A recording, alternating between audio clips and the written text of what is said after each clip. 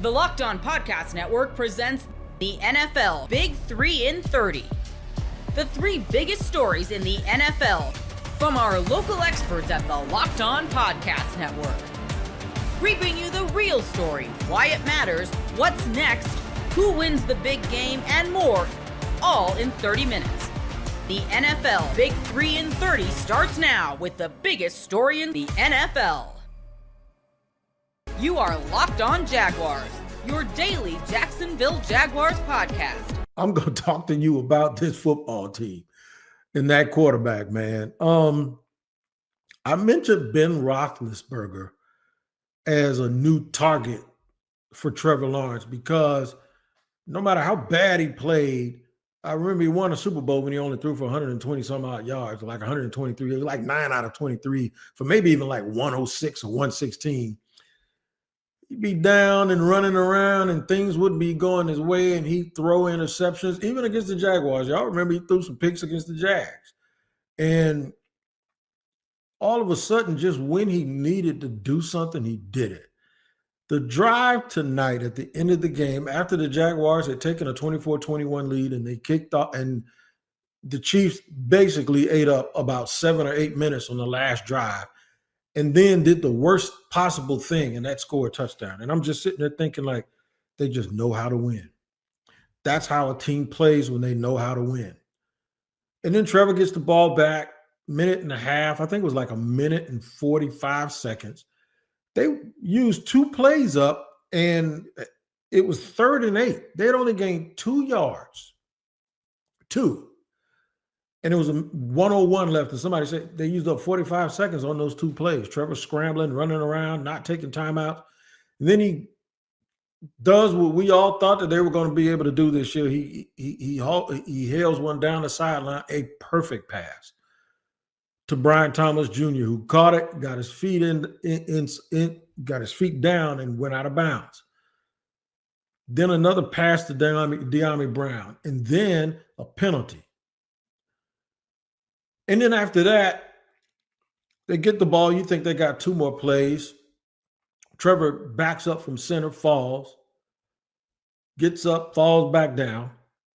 But on his 3rd try, it sounds like an Easter Sunday sermon. On the 3rd try, he got up and he rose.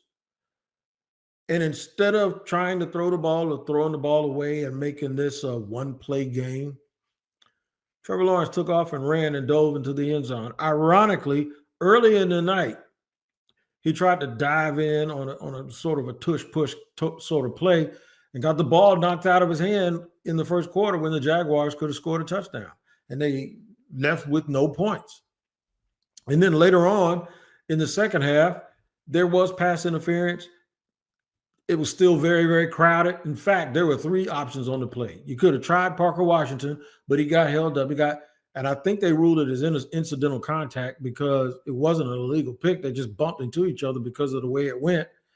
And the tight end that went out, whose man bumped into Parker, was open. But Travis Hunter was open, wide open, on a crosser right in the middle of the field. And the ball got intercepted. Doesn't matter that it wasn't necessarily his fault. It happened. And that was adding to this full experience that we get with the Jacksonville Jaguars. So many things going against them. There was no confidence in the press box with a minute and 44 seconds or a minute 45 seconds. There was really no confidence on 3rd and 8 from their own territory with a minute and 1 second left to play. And Trevor Lawrence delivered.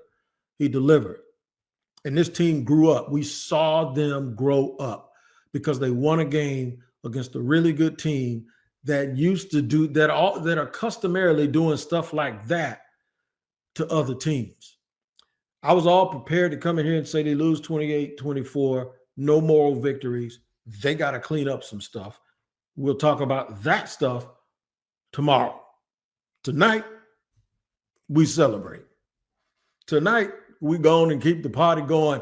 Tonight, I'm not talking about anything bad about this football team because they're 4-1.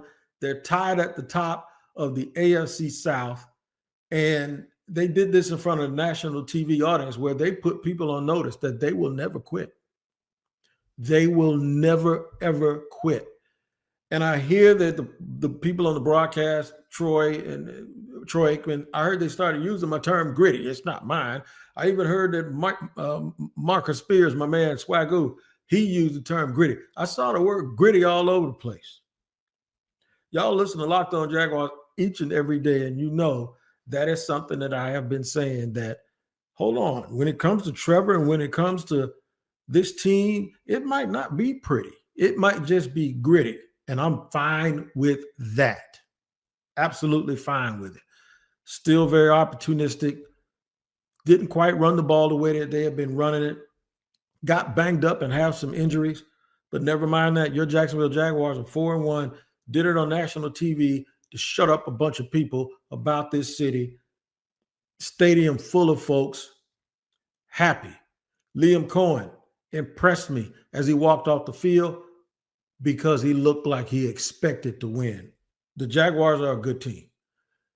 They can be even better if they clean some stuff up, stuff that we'll talk about tomorrow. But I want to talk about the dude that is right now leading the charge to be the Defensive Player of the Year in the National Football League. That is Mr. Devin Lloyd, Mr. soon-to-be either extended or franchise tag Devin Lloyd. They say Trevor got up, so it's Resurrection Monday. That's what they're going to call it. So he got up on the third try and was able to keep his wherewithal about himself and go score a touchdown and make the Jaguars a 31-28 winner against the Kansas City Chiefs. In the second half, early in the second half, the Chiefs looked like they were about to go back up. It was 14-14. It looked like they were about to go ahead. Devin Lloyd had something to say about it, though. He got a pick. After being down 14-0, Devin Lloyd intercepted Patrick Mahomes at the 1-yard line of the Jacksonville Jaguars and ran 99 yards for a touchdown. I think there may have only been 2 or 3 times, maybe a Rasheed Mathis pick six of Ben Roethlisberger on a Sunday night, Fred Taylor running back a play against the Dolphins in the playoffs, and probably Keenan McCardell earlier that season catching a bomb against Dan Marino and those Miami Dolphins on a Monday night. Other than that, I don't think I've ever heard that place that loud, and I was in the press box, but the place went absolutely bananas. That is his 4th interception of the year. He leads not just linebackers. Devin Lloyd leads all players in the National Football League with 4 picks. He also, in my opinion, leads everybody when you ask me who so far is the Defensive Player of the Year, him along, of course, with the great Myles Garrett. Devin Lloyd is playing lights out. Didn't get his contract extension, his 5th-year extension picked up. He didn't pout. He didn't sulk. You know what he did?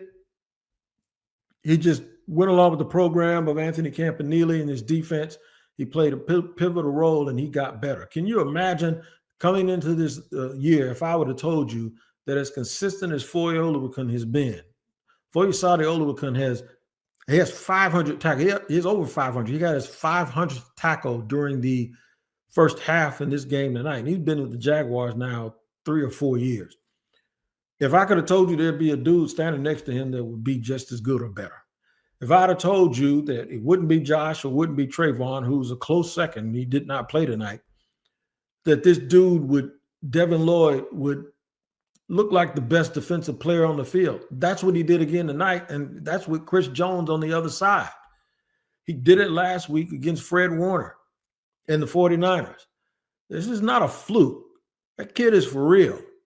Devin Lloyd is the real deal. He's going to get some money. He's going to get it from the Jaguars, too. I don't know if they're going to try to work out an extension. I don't know if they can say, hey, man, we'll just ride it out to the end of the year. We can always franchise tag him or sign him to a deal right before free agency. I have no idea, but I can tell you what, they ain't letting him get out of here.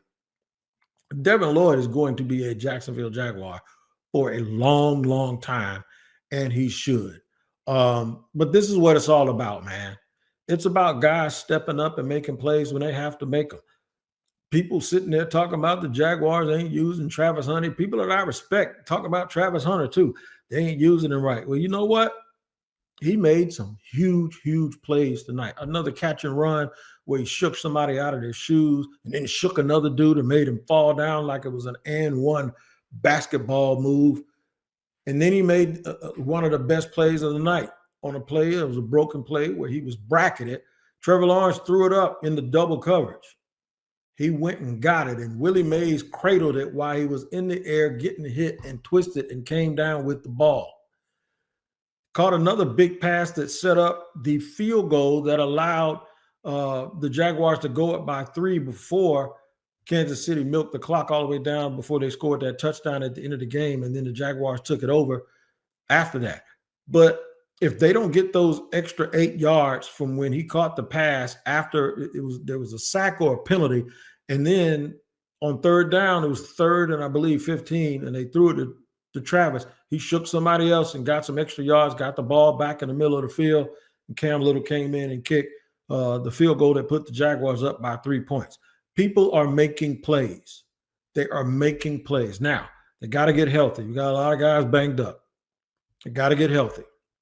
You saw people leaving the game tonight. Travis wasn't even in the game late because even he got banged up a little bit earlier. But the good part about this is, even though they got a short turnaround and they got a game against Seattle, we'll go over more of that. The good part about this is they're 4-1. They're 4-1, and it looks like Brian Thomas Jr. is over whatever was ailing him. Dallamy Brown came back and made a critical catch. Parker Washington also got involved. The kickoff game got a little bit better in the second half, although the coverage still made one mistake and allowed the Chiefs to get too much good field position. But this team grew up. Liam Cohen grew up.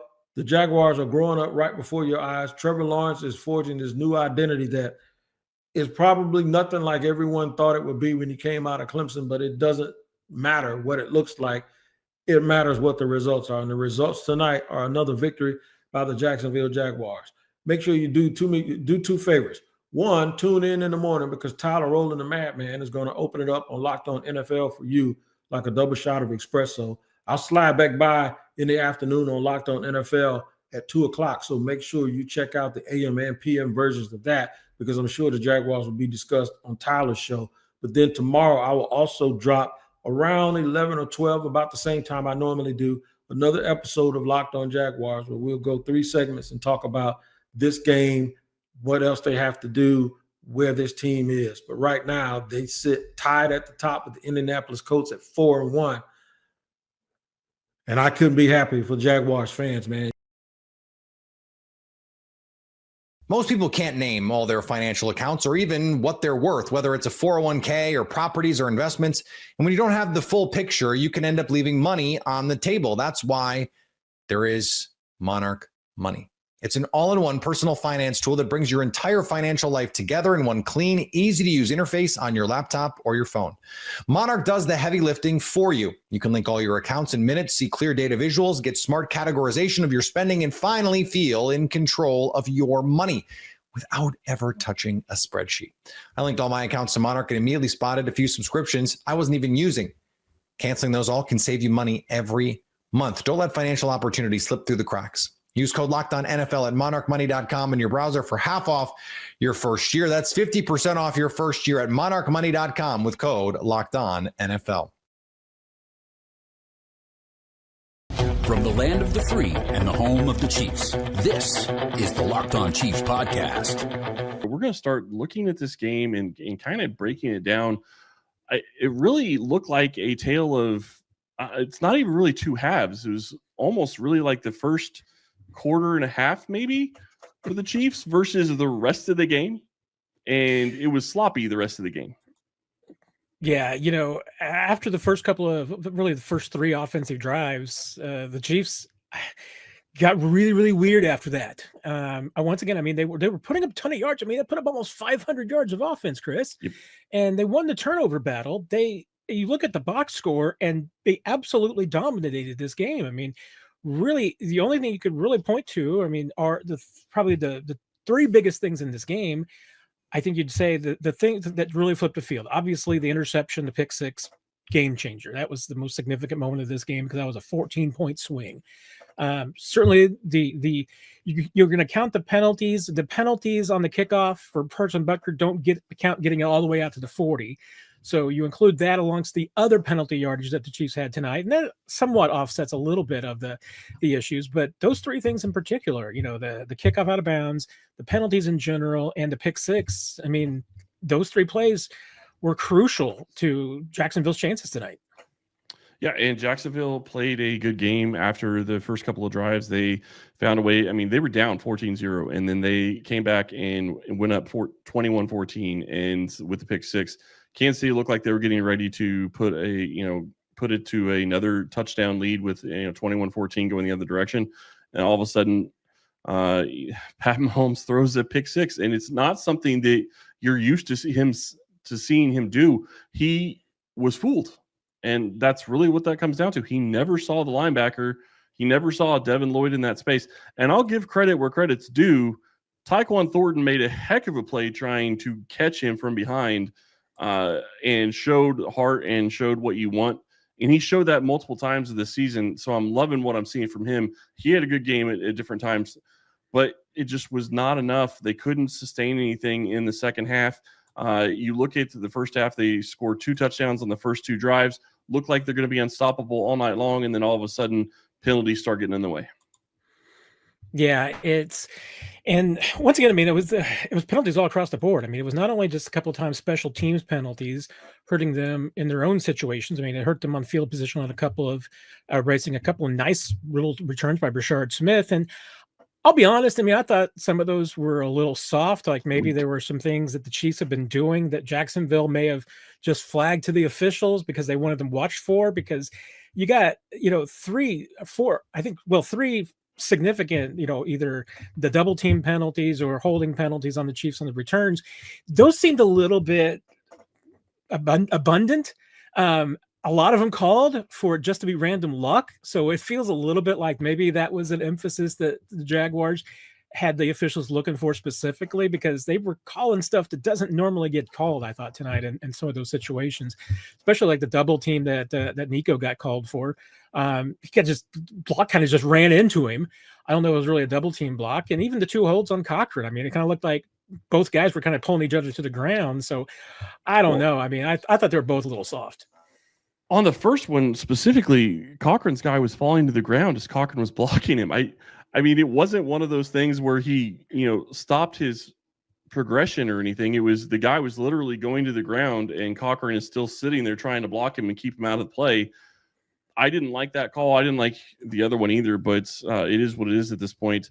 You look at what this is going to mean, though, for Kansas City. They moved to 2-3 on the season, and they have a tough game coming up against the Detroit Lions on Sunday night. And that's the last game they'll play without Rashee Rice. But so many things could have gone right for Kansas City. I mean, you saw Brashard Smith get more involved in the offense. That was a positive. You saw positives from Xavier Worthy. You saw Tyquan Thornton continue his evolution and do different things for this offense. Travis Kelce was more involved. The running game got going to a little bit besides just Patrick Mahomes. All those different things went right, and yet you still couldn't find a way to get a win in the win column.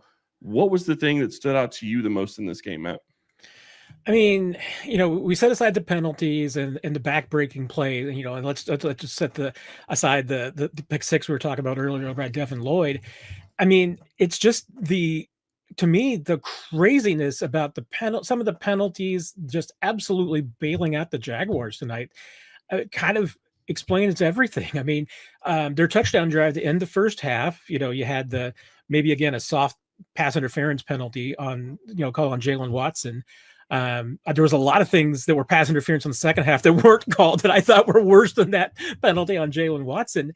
And then you had the dropped interception that, I mean, Nick Bolton pretty much had until Drew Tranquill knocked it out of his hands. And then Tranquill probably had a chance at it too and couldn't get it down. Brian Cook has an interception on the penalty that Jamari Connor draws. So again, there were plays abundant for the Chiefs to be made. And I mean, Andy Reid will, probably say it was just by a hair, just by that much that they lost this game. And the reality of it is, I mean, this was a game that you look at the box score and the Chiefs, they should have won this thing by double digits. And then you look at these individual plays. And again, a lot of games come down to maybe 5 plays that are 50-50 calls. And they go which way to go to the other, which way to go that both teams can sometimes decide it. And this was one of those games. all 5 went the Jaguars' way. Trevor Lawrence makes what was probably the play of the game, falling down, getting stepped on, getting up, and still finding a way to get into the end zone. And they talked about it on the broadcast afterwards. If he's not able to get up and anybody touches him while he's down, they're rushing to get the ball off, and it's 4th down, so they can't spike it, and they have no timeouts left. That is pretty much the exact situation you want to put them in, and Kansas City's defense couldn't get it done. And part of that, I will say this, part of that I think was them being tired, because the other part of this game was that they seemed to be on the field a ton in this game. And I do think that played into, the pass rush. But the one thing that I think that really stuck out to me is I don't remember seeing any cover zeros. I was expecting Spagnuolo to start sending pressure late, especially when things tightened up a little bit, and he never really went there. That kind of surprised me a little bit. Yeah, I'll be interested to see what the blitz numbers were coming out of this game, because it did feel like the Chiefs brought a couple of blitzes in the first half that were pretty effective, and it just seemed like in the second half that you're right. I mean, that they just pulled them off, that they really weren't going after Lawrence that much. I think a little bit of it obviously was that Spags was trying to adjust a little bit to how much Trevor Lawrence was scrambling, so he was using a little bit more of a spy there for a while. It wasn't consistent. I mean, Trevor, to his credit, seemed to do a pretty good job of knowing when there was a spy there and when there wasn't, for him to take off and run. And in that play you talked about where he's the right guard steps on his foot and knocks him to the ground, you mentioned that, hey, if he gets touched there, that might very well be the ball game. Lawrence, even after the game, said he was trying to just scramble to get the ball away so he could throw it out of bounds, and lo and behold, he just finds some room and manages to get into the end zone. I mean, again, that's not even a 50-50 play. That's a play that's like a 99-1 play. That's a play that should go the defense's way every single time. But, the Chiefs, we've been down that road before. I mean, a lot of people were having an Andrew Luck flashbacks to 2013 because it was the same kind of deal. Well, it's crazy because Kansas City had a lot of those plays go their way last year, really kind of helped them winning all those one-score games. This year, it's going in the exact opposite way. The ball has bounced the other direction, and they've got to find a way to overcome it. The NFL season is here, and FanDuel is making sure you're ready for the weekend with a can't-miss offer. Right now, new customers can bet just $5, and if your bet wins, you'll get $300 in bonus bets to use across the app. I love using FanDuel because it fits however I like to bet. Player props, building a same-game parlay, even jumping in live as the action unfolds. It's quick, it's easy, and it's the best way to add a little more energy to Sundays. So are you ready to play? Download the FanDuel app by visiting FanDuel.com to get started. That's FanDuel.com to place your first $5 bet. The bad injury luck continues for the Chargers as running back Omarion Hampton is now headed to injured reserve, and it's a devastating blow to an offense that is already missing several key starters. You are Locked On Chargers, your daily podcast on the Los Angeles Chargers. Part of the Locked On Podcast Network, your team every day. Daniel, when it rains, it pours. The Chargers running back room suffers a devastating blow as Omarion Hampton is going on IR with an ankle injury, and now the Chargers are going to have to scramble to figure things out at the running back position. And that begs the question, with all these injuries, with all these issues, are the Chargers still a playoff team in 2025? And I think one thing is very clear. It's time to see what Andre James can do in the middle of the Chargers offensive line. Man, especially after the terrible sequence that's been going viral on social media of what happened in the game between Justin Herbert and Bradley Bozeman. But unfortunately, on this Buy or Sell Tuesday, getting into the biggest Charger storylines and overreactions, the biggest storyline today is the Chargers losing another key offensive piece as Omarion Hampton is the second of the Chargers running backs to end up on injured reserve, now down their top 2 running backs and their top 2 offensive tackles at the moment. Doesn't get much tougher than that for an offense, and they've already been paying the price, and this is really one they couldn't afford to lose. Omarion Hampton was just starting to hit his stride over the last few weeks, and it was just another, kind of freak thing. A 4th and 2 play that Tyler Conklin dropped the pass. Omarion Hampton was tripped by Frankie Louvu, came up hobbled, never came back into the game, but did seem to be trying to come back in to a certain extent and wasn't able to. Now we know he's going to be missing, David, the next 4 games at the very least. Yeah, just a devastating blow.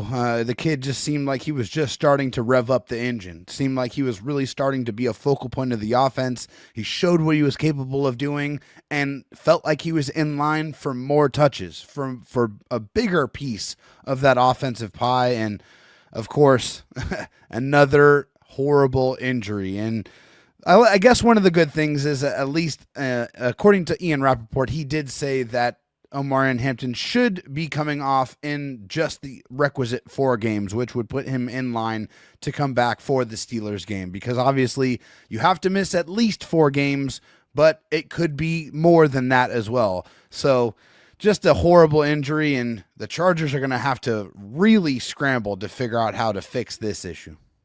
Yeah, and I mean, before the game he got injured last week, I mean, in weeks 3 and 4, he had 294 yards from scrimmage, averaging almost 150 yards of offense per game, and that's the guy that you're losing on an offense that has already been bad, and has been bad specifically in the second half, where you kind of need a running back like this to be able to try to put teams away when you're in that position.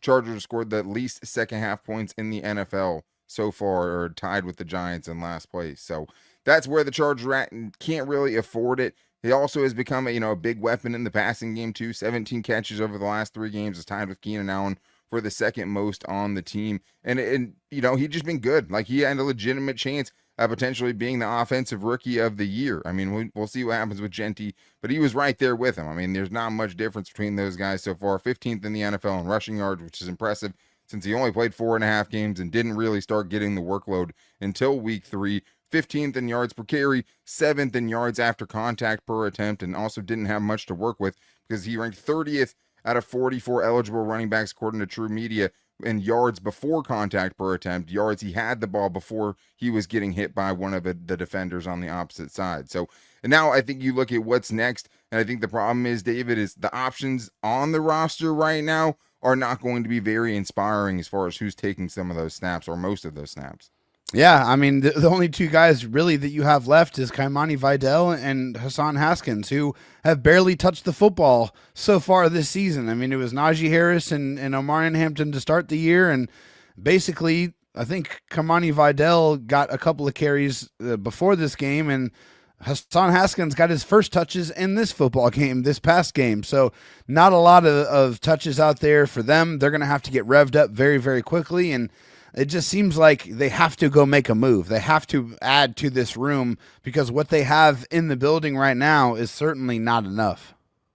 No, it's hard to feel confident in either of those guys. And I mean, I'm sure Kimani gets signed at this point, but as of right now, he's on the practice squad. Like, they don't even have anybody. Yeah. I mean, and to show you kind of how much they didn't trust those guys, actually, neither of those guys had a carry before this game. Every carry they had, Omarion Hampton had more carries in this game before he got injured than both of these guys have combined all season, which shows you kind of the lack of faith that they had, or just how much better Omarion Hampton was than those guys, because even after Najee Harris's injury, we heard it's going to be a committee approach, and then they literally didn't give it to anybody else. You know what I mean? Yeah. Last year, Kimani Vidal, 34 carries for 89 yards and 2 touchdowns, 2.7 yards per carry. Last season for Kimani Vidal, 3.6 yards per carry on 43 carries, 1 receiving touchdown, no rushing touchdowns. So I know that fans are probably wishing they had held on to Rocket Sanders at this point, but yeah, I mean, I think the point is somebody has to be added into the mix. I'd like to see what Amar Johnson can do on the practice squad, just to see something different, because I kind of know what you have right now on the roster, but it doesn't feel like the answer is there, and you're probably not going to be able to find a 1-for-1 replacement. I mean, I'll just say you can't really at this point, at least not on the open market, right? There's no one that's going to be able to come in and provide you anything like that. But I think that leads to the first buy or sell of the day here from Sayal55, who says, buy or sell with Hampton's injury, the Chargers should trade for Alvin Kamara or make an offer to bring back Rocket Sanders. David, obviously the big name here is Alvin Kamara. What do you think about that? Yeah, I mean, I think looking at Alvin Kamara, he's been in the league for a very, very long time. Is one of the best receiving backs in the last 10 years. I think when you actually look at the numbers, I mean, a guy who has caught 50 passes the last 3 seasons before this season, and probably on track to catch another 50 plus this season. 70 carries for 283 yards, 1 touchdown, 3.9 yards per carry. It's solid, it's decent. and then 17 receptions for 77 yards. Nothing spectacular there, at least so far. But Alvin Kamara is a guy that's very, very patient, a guy who has very good vision, who can really exploit the openings in the defense. This guy, if he's got some blocks in front of him, it seems like he's kind of moving in slow motion, but he's not. And I think, when you look at some of the best athletes across sports, it looks like they're making it look very, very easy, but they're moving at a very, very high rate of speed. And it's just because they're so good at kind of what they do. And I kind of liken that to Alvin Kamara and his kind of movement skills in space. And if there is a deal to be made here, absolutely the Chargers should be looking at trying to do this, because they need help. They need somebody who can make a difference, who can at least provide some quality touches. And I think with Alvin Kamara, he can do that. Yeah, absolutely. I mean, he definitely, raises the ceiling and the floor of that room if you make that kind of trade, just because you know what you get. He's also one of the most masterful players at letting his blocks develop, being able to see the open field and have that kind of open field vision for an offense that's going to have to manufacture some yards at this point with the injuries that they have so far. And it's also hard to go off his stats. I mean, 2 of the last 3 years, 2 years before this, barely over 4 yards per carry, 1 year under, 1 year over. This year, he hasn't hit the 4 yards per carry mark, which is kind of the gold standard of, okay, that's efficiency. But it's hard. He's also in a bad situation. And I think for me, that's probably why I wouldn't do it, just because I don't think Alvin Kamara at this point is going to be able to improve what he has in front of him or be able to overcome the short-handed Chargers offensive line. Like, running the football is a running back stat, but I can tell you that even with, Omarion's kind of modest yards per carry over the first few weeks, you still knew he was good because he was breaking tackles in the backfield and getting much more than he should have, because there really wasn't much there to work with. I think that Alvin Kamara at this, as a 30-year-old running back, is going to be able to overcome what the Chargers have put out there offense-wise. And to me, they'll never trade for him again, who's been an inactive, healthy scratch for the Cleveland Browns, nor should they. They've already sent away a 2026 and 2027 draft pick at this. You only have picks in each of the next drafts with no projected contemporary picks at this moment. I think what it ends up coming down to, though, is what it's going to cost. Is he going to cost a mid-round pick at this point in his career? I'm not sure, but the only premium picks I'm sending out at this point are for an edge rusher or an offensive lineman that can be signed long-term at a position that you already have a need at, that you would have been probably spending one of those picks on next year anyways. But that's where I would be with it. But I do understand, where everyone's at. There needs to be an urgency right now, because right now it feels like things are spiraling. And I think the biggest question now is, are the Chargers still a playoff team after that 3-0 start that they had?